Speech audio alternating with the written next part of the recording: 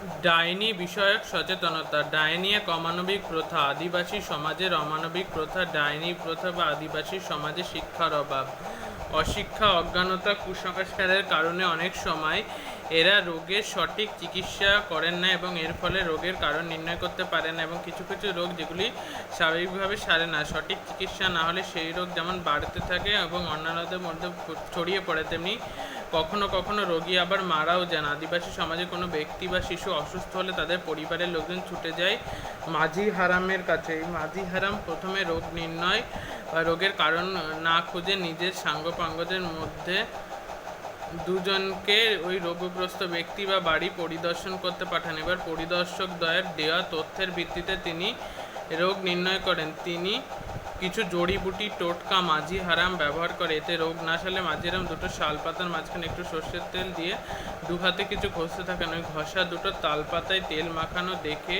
তিনি বলে দেন যে এই রোগের কারণ হলো ডাইনি। এইভাবে ডাইনিকে তাও খুঁজে দেয়া হয়। পাড়ার মধ্যে বা বাইরে কেউ আছেন কিনা যারা কুপ্রভাবে যার কুপ্রভাবে এই রোগ, কাদের ডাইনি সন্দেহ করায়?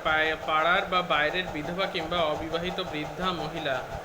তবে বিবাহিত মহিলা বা পুরুষ ডাইনের কথা শোনা যায়। উচ্চশিক্ষিত মহিলা পুরুষদেরও ডাইন চিহ্নিত করা হয়। মাঝি হারাম বা জানগুরু পাড়ায় পাড়ায় হল্লা করে ডাইনিকে সাবধান করেন। মাঝি হারাম বলে যে এই রোগের পেছনে ডাইনি আছে, অতএব রোগ সারানো কঠিন। পরে রোগীর বাড়ির লোক কোন ডাইনি তার প্রিয় মানুষটিকে খেয়ে ফেলল তা দেখার জন্য হন্যে হয়ে খুঁজে বেড়ান।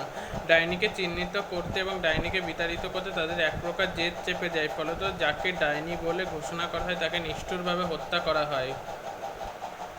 কিভাবে ডাইনি চিহ্নিত করা হয়? জ্ঞানগুরু রোগীর পরিবার ও মাঝি হারামের সমস্ত কার্যকলাপ জেনে মনে মনে কে ডাইনি হতে পারে তা নির্ণয় করে ফেলেন। তিনি সবার সামনে টুকটাক করে নির্ণয় করেন নিম্নে জ্ঞানগুরু কোনো ধানের ক্ষেতে বা আবাদি জমিতে যে কোনো অংশে অল্প অল্প জমে জল থাকে, সেই অংশে বেশ কয়েকজন সন্দেহভাজন মহিলার নামে কোনো গাছের ছোট ছোট 5 থেকে 8 ইঞ্চি ডাল কেটে সেই ডালগুলো জলের মধ্যে পুঁতে দেন।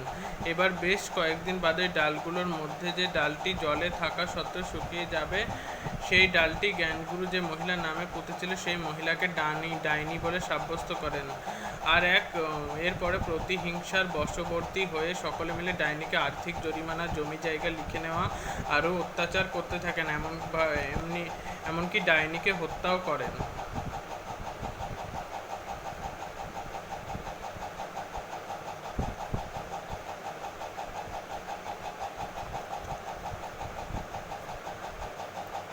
কেন এমন হয়? 2. চাল পোড়া খাইয়ে ডাইনি ধরা। গ্রামের কয়েকজন মহিলা বা পুরুষকে জ্ঞানগুরু ধরে আনেন, তাদের মন্ত্রপুত চাল খাইয়ে দেন এবং ঘোষণা করেন যে ডাইনি সেই চালটা খাওয়ার সঙ্গে সঙ্গে মুখ দিয়ে রক্ত উঠবে। দেখা যায় একই চাল বাটা খাওয়ানো সত্ত্বেও একজনের মুখে দিয়ে লাল রক্ত বের হচ্ছে। এই দৃশ্য দেখে গ্রামের সবাই ধরে নেয় সত্যি সে ডাইনি।